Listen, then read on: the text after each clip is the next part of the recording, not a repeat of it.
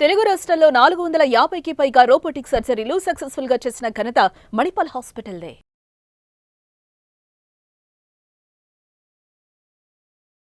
నమస్కారం. నా పేరు డాక్టర్ నవోదయ్ జిల్లా consultant physician, KIMS hospital, Gachibowli. ఇప్పుడు మనం నిద్ర లేకపోతే మనకి ఏం జరుగుతుంది, ఎలాంటి పరిణామాలు ఉంటాయి అనేది ఒక చిన్నపాటి నాలెడ్జ్ తెలుసుకుందాం. నిద్ర, స్లీప్ అనేది మనిషికి ఎంత ముఖ్యమో ఇప్పుడు చెప్తాను.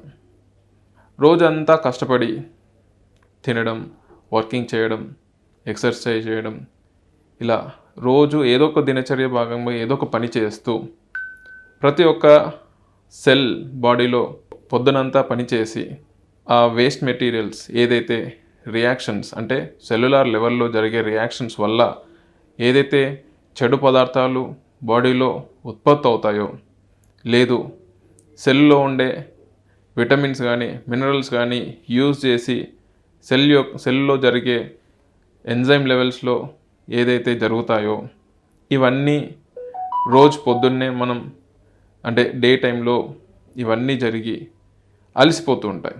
మరి ఏ సెల్ అయినా అలసిపోయిన తర్వాత కంటిన్యూస్గా రెస్ట్ ఇవ్వకుండా పని చేస్తుంటే ఇంకా అలసిపోయి పని చేయడం ఆపేస్తాయి. అంటే పనితనంలో చాలా తగ్గుముఖం పడతాయి.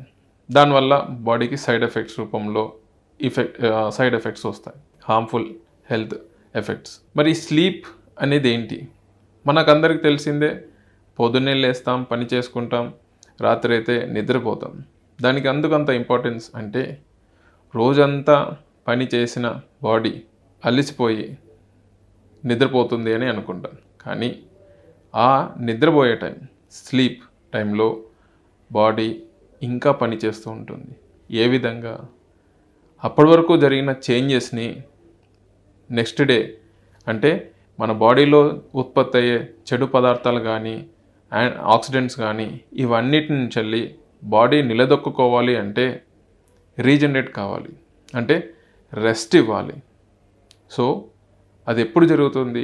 బాడీకి నిద్ర టైంలో. ఇలా కంటిన్యూస్గా రెస్ట్ ఇవ్వకుండా మనం గనక పని చేస్తూ ఉంటే నిదానంగా బాడీలో చేంజెస్ వస్తాయి. ఆ చేంజెస్ ఏంటి అనేది చూస్తాం. సో ముందుగా ఎన్ని గంటలు మనం నిద్రపోవాలి? మినిమం 8 గంటలు. ఏ డిస్టర్బెన్స్ లేకుండా, ఎలాంటి ఇబ్బందులు లేకుండా గుడ్ స్లీప్ అనేది ఏ మనిషికైనా అవసరం. అయితే నిద్ర టైం పిల్లల్లో ఎక్కువగా ఉంటుంది. అంటే పుట్టినప్పుడు నిద్ర పీరియడ్ ఎక్కువగా ఉంటుంది. ఎట్లాగైతే మనిషి ఎదుగుతాడో స్లీప్ పీరియడ్ తగ్గుతూ ఉంటుంది. ఇకపోతే పెద్దవాళ్ళని చూసుకుంటే వాళ్ళ నిద్రపోయే టైం చాలా తగ్గిపోయి ఉంటుంది. కానీ నార్మల్గా ఒక అడల్ట్ పర్సన్కి 8 గంటల నిద్ర కావాలి. ఇలా సరిపడా నిద్ర లేకపోతే మనకేం జరుగుతుంది? ముందుగా చెప్పినట్టు బాడీ యొక్క ప్రతి ఒక్క అవయవము రీజనరేట్ అంటే అప్పటి వరకు జరిగిన పని వల్ల ఏదైతే ఆక్సిడెంట్స్ డెవలప్ అవుతాయో, లేదు చెడు పదార్థాలు డెవలప్ అవుతాయో అవన్నిటినీ బాడీ నుంచి వెళ్ళి తరిమేయాలి. అలాగే కంటిన్యూగా అక్యుములేట్ అయితే ఒక్కొక్క అవయవం పని చేయడం తగ్గిపోతూ ఉంటుంది.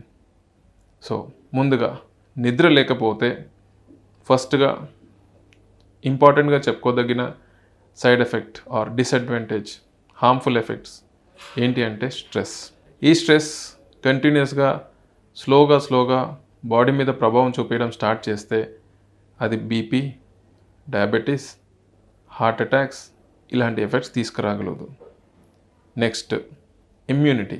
ఎందుకు అంటే మన బాడీకి ఏదైనా ఇన్ఫెక్షన్, ఏదైనా ఇబ్బంది పడితే బాడీ తట్టుకోవాలనే శక్తి ఏదైతే సెల్యులర్ రూపంలో ఉంటుందో, వైట్ బ్లడ్ సెల్స్ అంటామో, వాటిని ఉత్తేజపడకుండా అలాగే ఉంచేస్తే అంటే కంటిన్యూస్గా పని పెట్టేస్తూ ఉంటే అవి పని చేయడం స్లోగా తగ్గిపోతూ ఉంటుంది. ఆ పనితనం తగ్గితే మనకి ఇన్ఫెక్షన్స్ ఫ్రీక్వెంట్గా వస్తూ ఉంటాయి.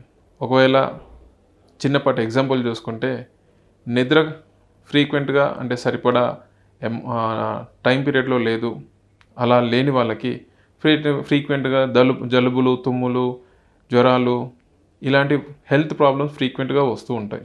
మరి నిద్ర లేకపోతే షుగరు, బీపీ ఇలా కాకుండా ఇమ్యూనిటీకి సంబంధించిన ఇబ్బందులు కూడా పడతాం. కాబట్టి నిద్ర అనేది చాలా ఇంపార్టెంట్.